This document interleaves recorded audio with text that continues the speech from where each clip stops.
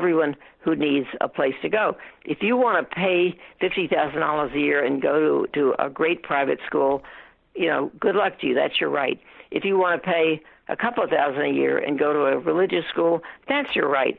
But what these people are demanding is that the public should pay for charter schools that will operate like private schools or religious schools.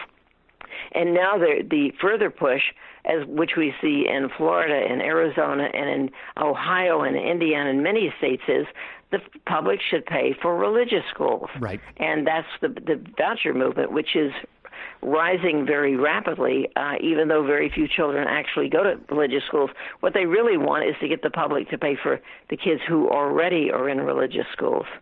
And this is the case that's in front of the Supreme Court now, right? They've heard yes. Oral arguments. The case before the Supreme Court right now, which has a very high probability of being decided against public schools because of the addition of the two Trump judges, is does the state have a right to say that we will not give money to religious schools? And the case is about Montana, obviously, and a family there wants public support to send their children to religious schools. But Montana, like most states, has a prohibition in the state constitution that says no public money will be spent for religious schools. And there have been many, many states that have simply said that their state constitution doesn't actually mean that, even though it says it. Like Florida has a prohibition against spending on vouchers. And they even had a state referendum where the public said 55 to 45, no vouchers. In Arizona, there was a vote just in 2018 where it went 65 to 35, no more vouchers. And the legislature keeps enacting them anyway because they're getting so much money from the DeVos family and so much money from the Walton family and from the religious right that wants public money for religious schools that we may soon have the Supreme Court decision striking down every prohibition in every state that says that public money should not be spent on religious schools. So where are we now in this fight? I mean, how, and this is, of course, and I know that you wrote this book in response to the Red State Revolt, some people call it, where we had half a dozen teacher strikes, more in states across the country. We've had some since 2018 in California and Chicago again. And I think we have one in Minnesota that is happening. If it hasn't started already, it's ongoing right now. Where are we now in terms of this fight? Well, where we are now is that, and the reason I wrote the book was because of the Red for Ed movement. The teachers in West Virginia started it 2 years ago exactly, in February of 2018. There's a strike right now in St. Paul, Minnesota, and teachers their number one demand is we need mental health services for our children. We need to have social workers. We need nurses. In other places, like I was in Los Angeles when the teachers were striking, they were striking for social workers, for nurses. I mean, we so underpay our teachers, it's ridiculous. We have teacher shortages all over the country because teachers have been so harassed by all of this over-testing. And I think that what the strikes have done is to awaken the public to this stealth attack to underfund public education, which has not only been stealth, it's been incredibly successful. Many of the studies show that people are completely unaware that most states in this country are currently funding schools at a level less than they were in 2008, the last time that we had a major recession. And so our teachers need more money, and our kids are being cheated because they need smaller classes. When I was in L.A., people talked about class sizes over 40, and kids being told you can't take that class because there are no more chairs. The room's too overcrowded. So we do need to pay teachers more. We do need to have a nurse in every school. I mean, at a time of a national health crisis, there should certainly be a nurse in every school. And kids need health care. I mean, all these problems have been brought to light. And so I'm hopeful because the public is awakening. I saw it recently in Education Week that many foundations have decided they're not going to follow Bill Gates anymore. And what they said is, we will not support what's now called education reform. We will support education and the arts. We will support education and mental health issues. We will support efforts to stop the school-to-prison pipeline. Those things are really important issues, and they make sense. But frankly, all this testing and all this emphasis on taking money away from public schools in order for a few kids to go to a charter school or to be paid by the public to go to a religious school where they discriminate against kids based on their sexual orientations.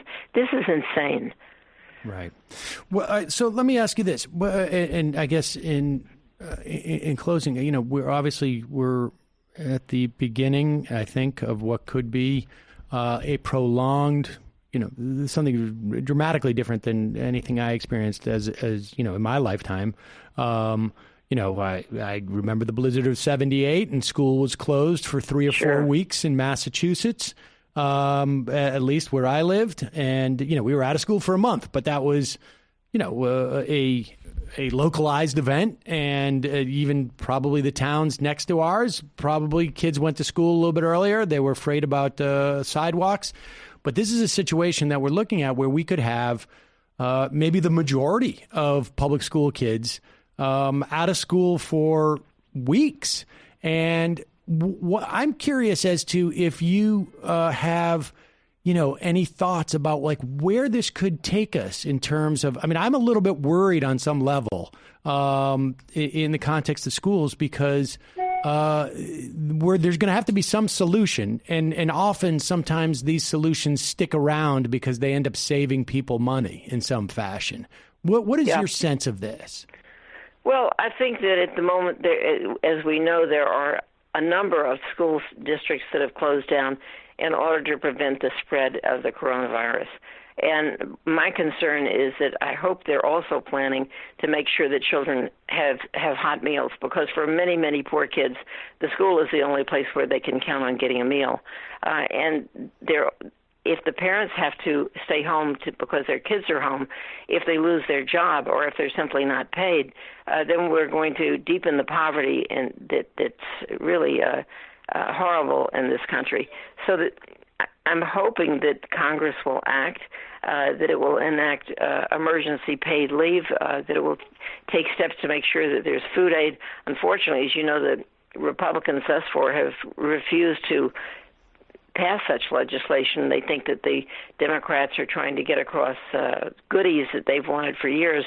But we're in a national crisis, and the closure of schools creates a huge opportunity for the educational technology industry, because they'll say, well, we'll put all kids online, and now we don't need schools. The problem is that we have a very large number of evaluations that say that virtual schools are a disaster. Kids they click on, they click off, they get distracted, they'd rather watch cartoons, and it's very hard to hold children's attention. And so we do have a significant ed tech industry of virtual charter schools, and they're all the worst perform. Almost every one of them is the worst performing school in its state. So we can't look to the future and say, well, now we'll just keep kids home and close the schools. Someday, hopefully, we will be back to something approximating normalcy, where we have a federal government that actually cares about children and cares about families. Instead, what we have now is a complete vacuum of leadership in which people are not being tested, in which our economic life, our social life, our communal life, everything is being closed down, and nothing is being done at the federal level other than to close our borders. It's like saying, calling 911 and saying there's a burglar in my house and then being told to lock your doors. Right. The burglar is in the house. The virus is loose, and it's in almost every state in the country. So I hope that the ed tech industry gets reined in and doesn't see this as a permanent opportunity for them to keep making profits, and that when we get beyond this horrible moment, or before we get beyond this horrible moment, we have to think about what's in the best interest of children. They have to eat. They have to have medical care. Their parents have to have enough money to pay their rent. People shouldn't be kicked out of their homes because they can't pay their mortgage. I mean, these are all the practical issues that have to be dealt with. And then at some point when we get back to real life, we have to think about strengthening our public institutions so that we're able to respond to crises and not have zillions of children in little public-private schools who, without any coordination of the response. The response has to be we're all in this together, and we have to have public institutions that function in a vigorous and dynamic way to solve problems, and a private sector that does what the private sector does best, which is to compete and to have winners and losers, and to have a reasonably sound economy. Diane Ravitch, research professor of education at NYU, founder and president of the Network for Public Education, and author of Slaying Goliath, The Passionate Resistance to Privatization and the Fight to Save America's Public Schools. We will put a link to that at majority.fm. Thanks so much for your time today. And really, honestly, thank you so much for all the work that you have done in pushing back on this corporate reform movement. It has been it's been gratifying to watch, where this has gone, at least. This is one of the few areas where I think like that kind of money has been able to be has been able. There's been a significant resistance to that type of overwhelming amount of money that has been poured into this, and I appreciate. Well, I'm hoping and hopeful that if there is another president, that they will learn from the past. But who knows? We'll have to see, and keep pushing and keep resisting and keep fighting against bad ideas and protect public education, which is one of the great treasures of our society. Diane Ravitch, thanks again. Thank you. It might take all the strength I got to get to where I want, but I know somehow I'm gonna get there. I wasn't looking when I just got caught between the truth and the lie bar, but finding out won't make me feel any better.